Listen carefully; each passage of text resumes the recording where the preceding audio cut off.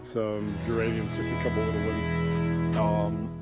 And in the past, I've gone for the big, 5-gallon things that cost 7 times more just for the immediate impact. But these will grow pretty well here, I'm pretty sure, even though they're going to get really strong summer sun. But we will see if maybe they'll get acclimated through the winter and have roots that, anyhow, it might work out okay. I'm doing this whole thing portrait, not landscape, which is weird, but because I want to do more of this, so I can and a couple little geraniums here. Again, they're going to get just enough water and just enough protection from the morning sun, so we will see. The reason I got these geraniums is because the others over here have been established. They're doing pretty well over here in what I call the parentheses. There's 2 sets back here. These are facing each other. The ones in the corner, through the tree here, are just embracing the corners. Anyhow, so 2 more geraniums, 4 more geraniums back over there, because this one was doing really well and it had a buddy, and I don't know what happened to it. Maybe too much water. Hard to say if it's automatic. Oh, it's over here. It's just not blooming. So let me figure out what I'm doing wrong. They can't have blooms all year round, so just get over it.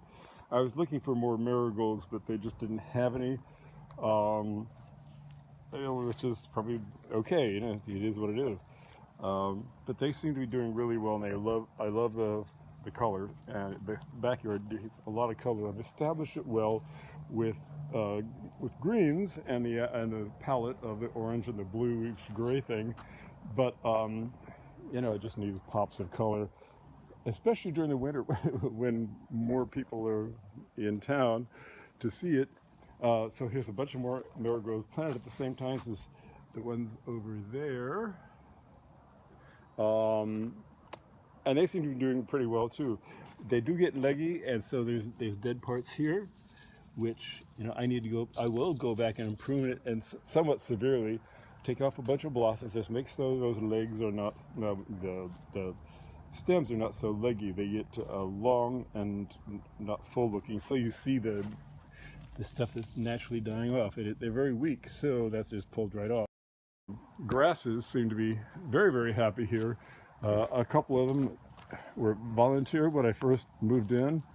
6 years ago, and then they just kind of duplicated, and see all these blossoms, those are seeds. So the seeds are spreading everywhere. Sometimes I can move them where I want a new grass plant to fill in the space, and then a couple years later I'll have to chop it out because it's too big. It's these grass plants do not look nice when they've gotten older and thick at the bottom. When they're doubling, like this is what I call doubling. That's the oldest part of the grass plant, and they can become really not attractive showing those things, and they're harder to prune. You see this one here. These I've let go. So you see the dead parts, and I constantly am chopping all this stuff out. It's a project, but some of it you can just pull. So, and I don't know what kind of grass plants on here. You know, I love people. People love, you know, the way the mindset is. Any kind of grass that's stubborn and it grows really well, here people call it buffalo grass. And I've heard it referred to 3 different kinds of grasses. They all can't be the same. I mean, buffalo grass, what is buffalo grass anyhow? It just grows in the prairie. So buffaloes ate it and still do in a smaller percentage. And then what else did I plant? These guys are really beautiful. Let me turn it around. Oh, damn. I had the label in my pocket, and then I took it out. So I was going to make sure the label's right. But anyhow, it's great. I love the irrigation. The leaves, the yellow and the green, are just gorgeous. And so I just planted this afternoon this one here and another one over here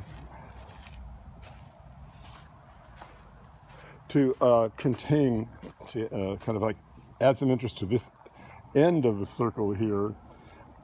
Which is kind of a fun toy to have now. At first I wondered if this was a smart thing to do, to build these not so parallel slatted screens. And yes, there's more. I get more shade from the hot afternoon sun, and especially in the summer, that afternoon sun is killer. And so any kind of shade is good, it works, and these plants seem to be surviving okay with it so far. And it's a windbreak too, so that's important because sometimes you get really strong blasting winds through. It ain't easy.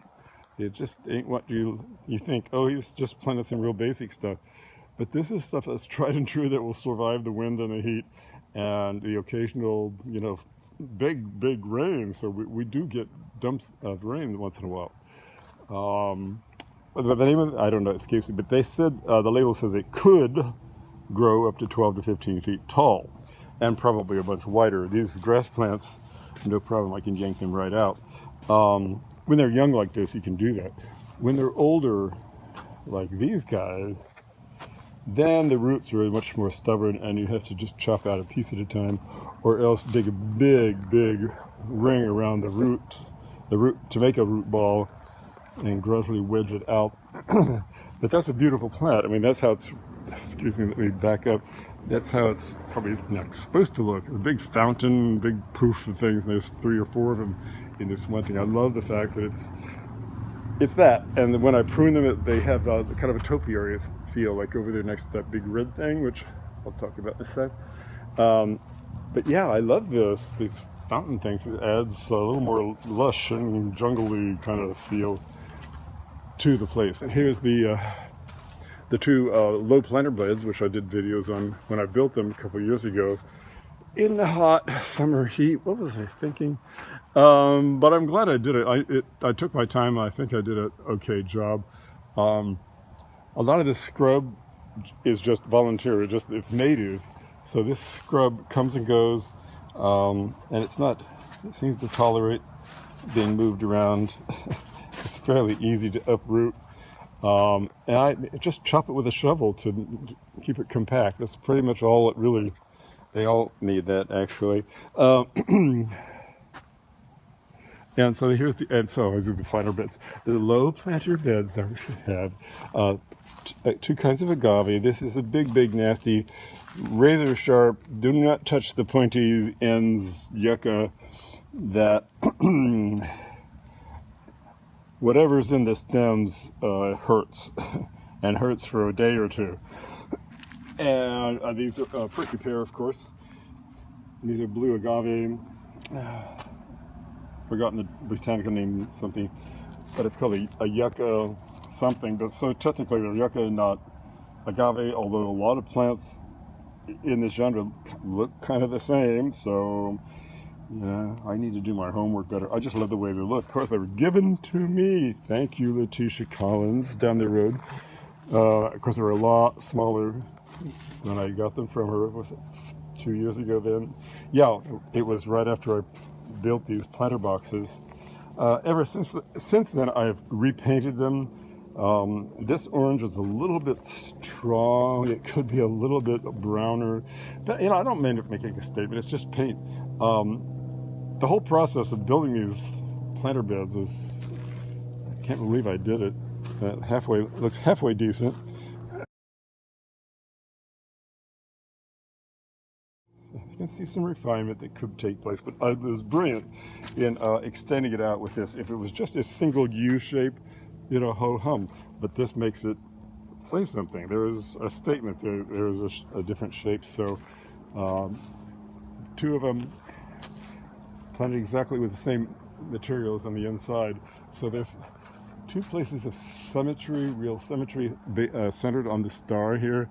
So if you're looking for some visual logic and a schematic to my backyard, that's it.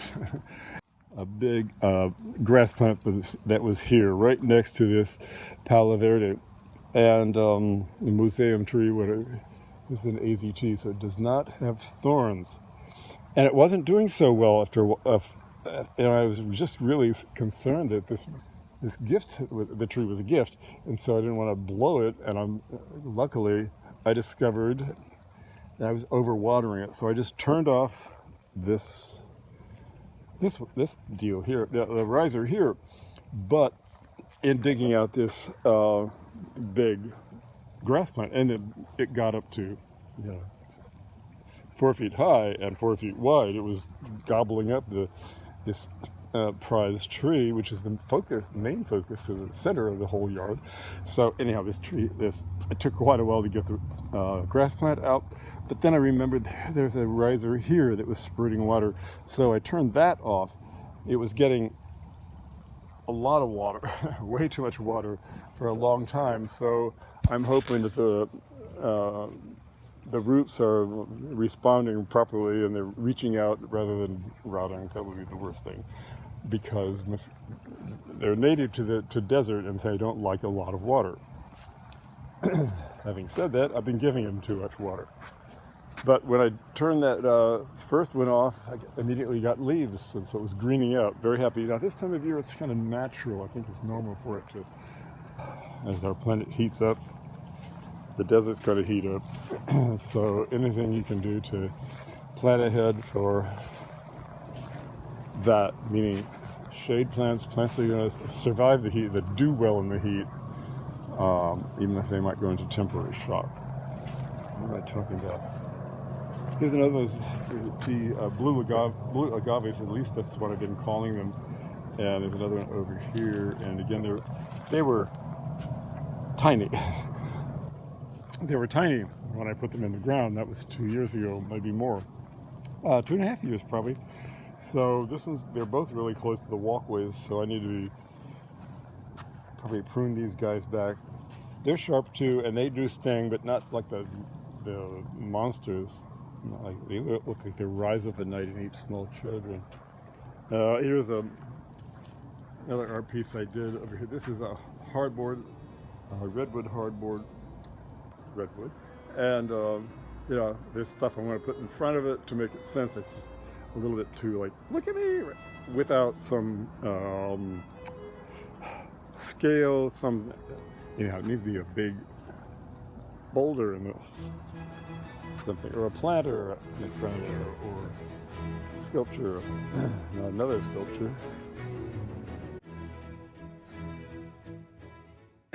another more hardboard. I'm not really that thrilled with the colors.